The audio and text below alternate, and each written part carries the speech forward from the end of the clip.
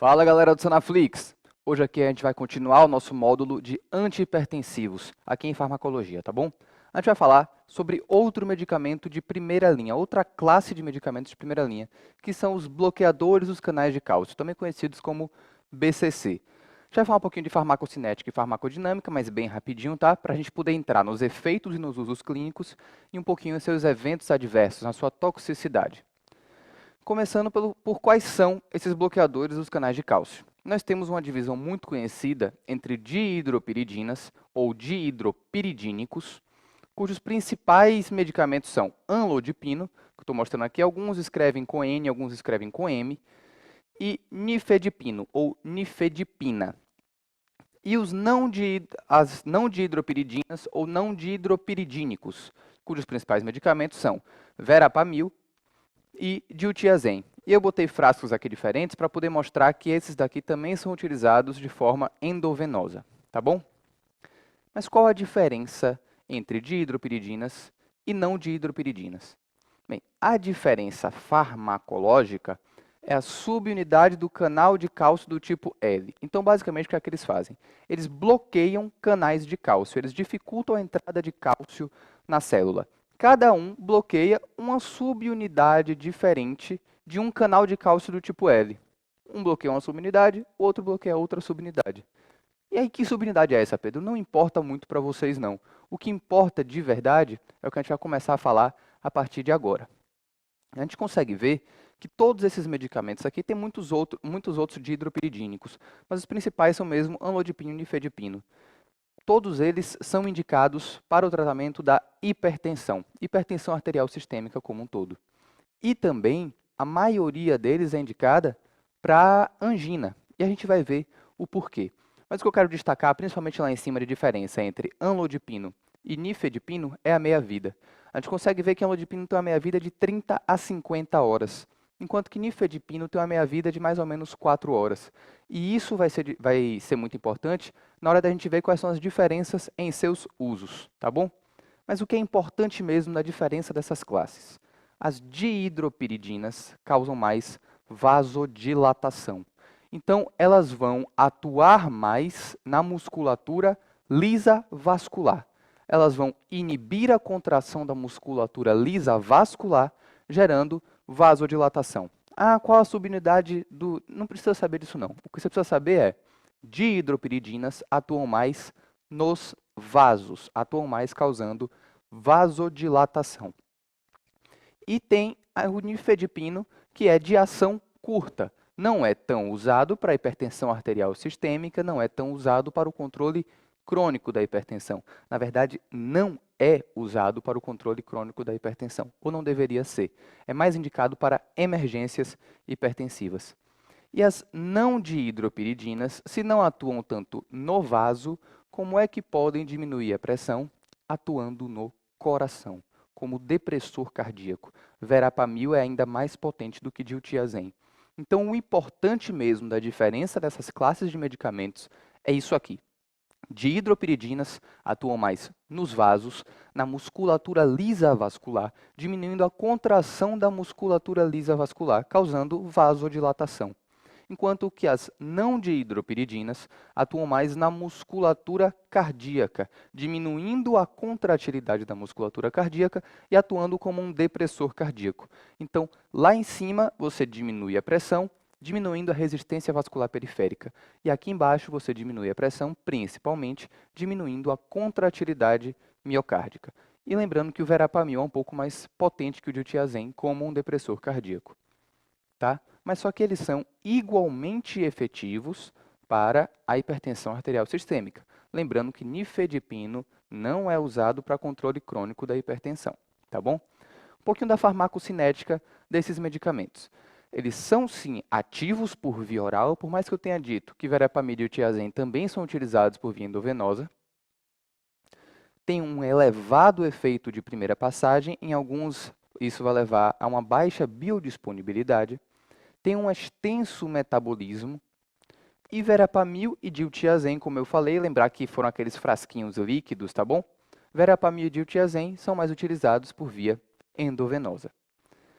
Como atuam esses bloqueadores dos canais de cálcio? Bem, Para que a gente tenha contratilidade da nossa musculatura, a gente precisa do cálcio. O cálcio ele tem que se acoplar ao miofilamento para que aí a gente tenha a contração.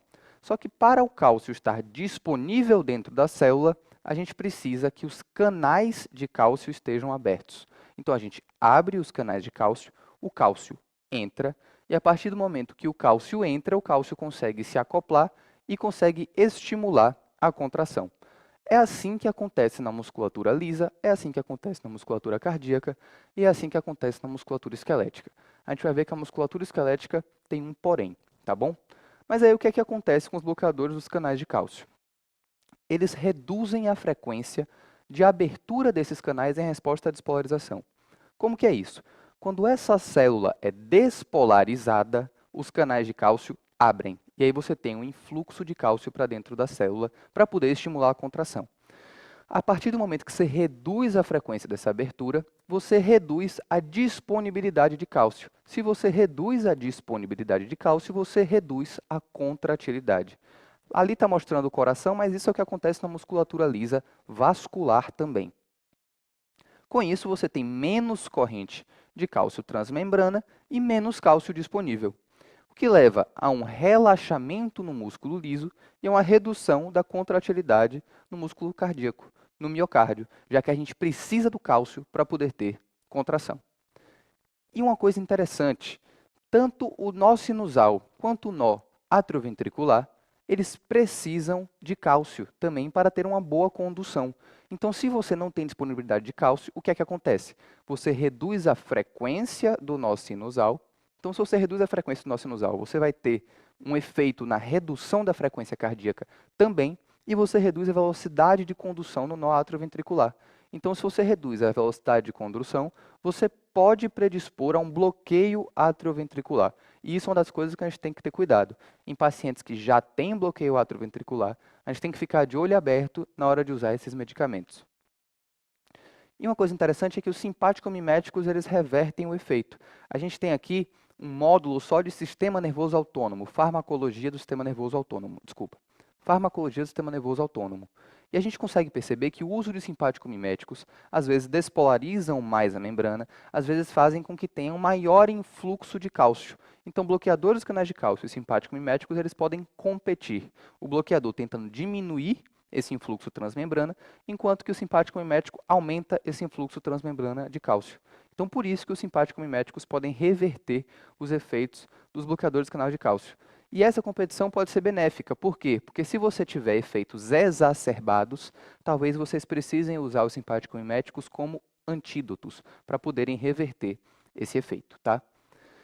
E a ação no músculo liso é da forma que eu mostrei ali para vocês. Só que o músculo vascular é o mais sensível. Então, musculatura cardíaca é sensível sim, e da musculatura lisa, a musculatura lisa vascular é a mais sensível. E as arteríolas respondem mais do que as veias. Isso é importante porque quando a gente tem venodilatação, a gente tem uma maior propensão à hipotensão ortostática. Por quê? A partir do momento que a gente fica em pé, a gravidade também está se impondo ao nosso retorno venoso. Então, a gente precisa contrair as nossas vênulas, contrair bem as nossas veias, para que esse sangue possa retornar e a gente não ter hipotensão. Então, alguns medicamentos que levam à dilatação também venosa dificultam esse retorno, dificultam que o nosso corpo consiga vencer a gravidade. E aí a gente não tem a resposta necessária e leva à hipotensão ortostática. Como esses medicamentos aqui atuam mais nas arteríolas do que nas veias e nas vênulas, a gente não tem esse problema. As nossas vênulas e as nossas veias, elas conseguem sim vencer essa gravidade, as veias conseguem sim contrair parcialmente para poder melhorar esse retorno venoso. Então, raramente nós temos hipotensão ortostática como um efeito colateral aqui. E temos alguns outros locais em que a musculatura lisa responde a esses medicamentos, tá? Uterino, então, por exemplo, nifedipino ontocolítico. Aquela paciente que está em trabalho de parto prematuro, que o útero está contraindo, às vezes a gente usa nifedipino para parar essa contração e parar esse trabalho de parto, porque o nifedipino vai diminuir a contração da musculatura lisa uterina. Outra coisa aqui, gastrointestinal, bronquiolar também, mas gastrointestinal, o que é interessante é que, como o evento adverso, às vezes nós temos constipação. Por quê? Porque ele diminui a contratilidade do trato gastrointestinal, diminuindo o peristaltismo e levando à constipação. Então é importante a gente saber onde que esses medicamentos também podem atuar para a gente estar de olho em outros usos clínicos e também em alguns eventos adversos, tá? Agora, a PA ela pode reduzir com todos os bloqueadores de canais de cálcio. Alguns agem melhor em algum leito vascular, mas todos podem reduzir a PA. As dihidropiridinas, como eu falei, que eu mostrei principalmente amlodipino e nifedipino, atuam mais na musculatura lisa vascular do que na musculatura cardíaca, levando a maior vasodilatação do que depressão cardíaca. E aí a gente tem isso com relação ao leito vascular. Cada um desses medicamentos tem uma maior especificidade por um leito vascular. E aí eu quis chamar a atenção do nimodipino, porque o nimodipino ele leva a vasodilatação cerebral de forma mais efetiva do que outros medicamentos. E mais uma vez, hipotensão ortostática não é tão comum, porque atua mais nas arteríolas do que nas veias. Verapamil e diltiazem, como eu já tinha falado, seus efeitos cardíacos, como o depressor cardíaco, são mais exacerbados do que seus efeitos na musculatura lisa vascular. Então, leva a maior depressão cardíaca do que a vasodilatação. E no músculo cardíaco? Bem, nó sinusal e nó atrioventricular, como eu falei aqui para vocês, dependem do cálcio. Então, você pode levar a uma diminuição da frequência cardíaca e a um retardo no transporte desse estímulo elétrico pelo nó atrioventricular, podendo gerar um BAV, um bloqueio atrioventricular. Vão atuar no acoplamento excitação-contração, que foi aquilo que eu mostrei aqui para vocês, do cálcio precisando se acoplar para poder levar à contração.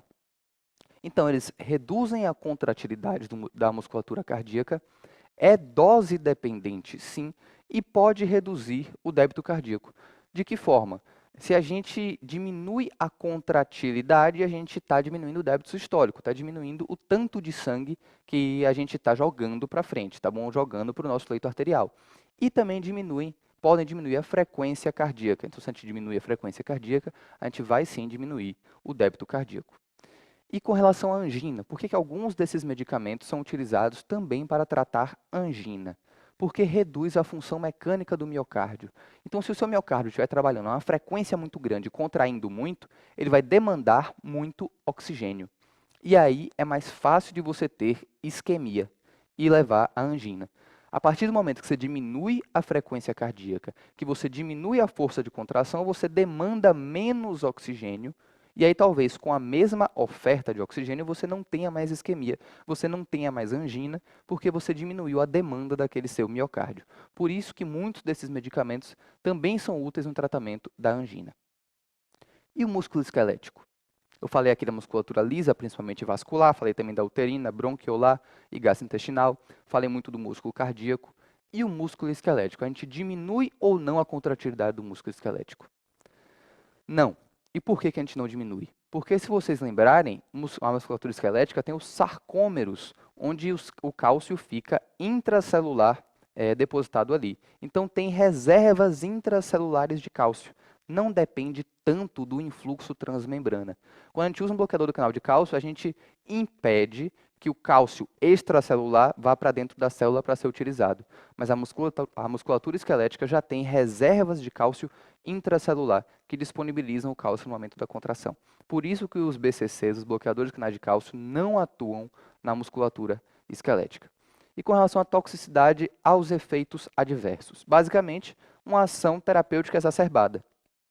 Então, se eu queria deprimir o miocárdio, eu posso deprimir demais. Eu posso fazer com que ele contraia muito pouco e não consiga suprir as demandas do organismo. Eu posso levar a uma bradicardia, por exemplo, diminuindo muito a frequência cardíaca.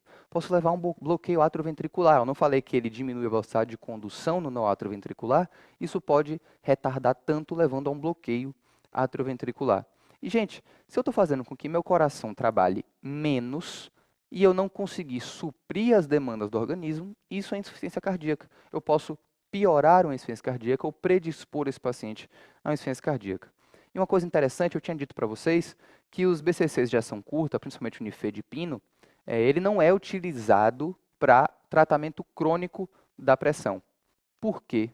porque aumenta risco cardiovascular. Então, os estudos com esse medicamento mostraram que o uso crônico de nifedipino para hipertensão arterial sistêmica aumenta o risco cardiovascular e, por isso, está contraindicado. A gente utiliza para emergências hipertensivas. Como eu tinha falado aqui para vocês, pode piorar a insuficiência cardíaca. Um coração que já não está conseguindo bombear sangue o suficiente para a demanda do organismo, se eu diminuir ainda mais a frequência, diminuir ainda mais a força de contratilidade, vai piorar essa insuficiência cardíaca.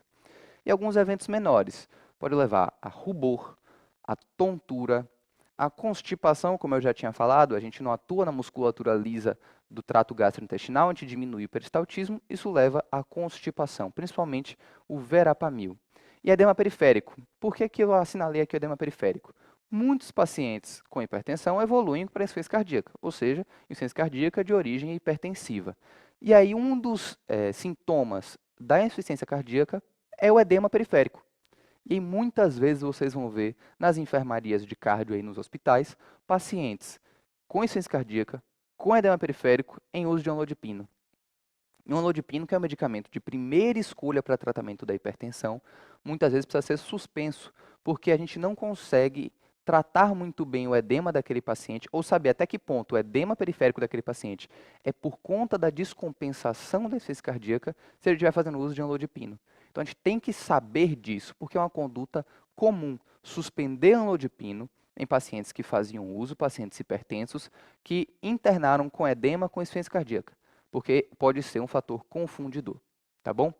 E algumas interações medicamentosas, gente. Se a gente usa beta-bloqueador junto com bloqueador do canal de cálcio, principalmente os não dihidropiridínicos, a gente vai ter efeitos cardiodepressores muito exacerbados. Então, se eu já estou diminuindo a contratilidade, eu ainda uso um beta-bloqueador por cima, eu vou ter uma cardiodepressão muito maior do que eu esperava. E outra interação medicamentosa perigosa é verapamil com digitálico, porque o verapamil ele eleva muito o nível sanguíneo de digoxina, então fica difícil de fazer esse controle, tá bom? E aí, só para resumir aqui, os mecanismos desses efeitos clínicos. Então, no músculo cardíaco, você diminui a contratilidade e, com isso, diminui a necessidade de uso de oxigênio. Diminuindo a contratilidade do miocárdio, você reduz a PA, e diminuindo essa necessidade de oxigênio, essa demanda de oxigênio do miocárdio, você também consegue tratar parcialmente a angina. No nó sinusal, você tem uma redução da frequência cardíaca por causa da diminuição da frequência do nó sinusal. Então, pode ser utilizado no tratamento de taquicardias supraventriculares, porque ele vai diminuir essa frequência cardíaca do nó sinusal, tá? Verapamil é quem mais atua na frequência, seguido por diltiazem, faz sentido, já que os dois são cardiodepressores, e por fim os dihidropiridínicos. E no músculo liso vascular, você vai levar a vasodilatação. E os medicamentos que nós utilizamos de forma crônica, principalmente o amlodipino, eles atuam mais aqui, reduzindo a resistência vascular periférica e, por esse mecanismo, reduzindo a pressão arterial. Tá bom, gente? Então, alguns pontos importantes da aula aqui, a gente falou da farmacocinética, da farmacodinâmica, mas é muito bom vocês estarem ligados na toxicidade, porque é um medicamento de primeira linha para tratamento da hipertensão que muitos pacientes estão usando. Tá bom? Muito obrigado, eu espero ter ajudado e até a próxima aula.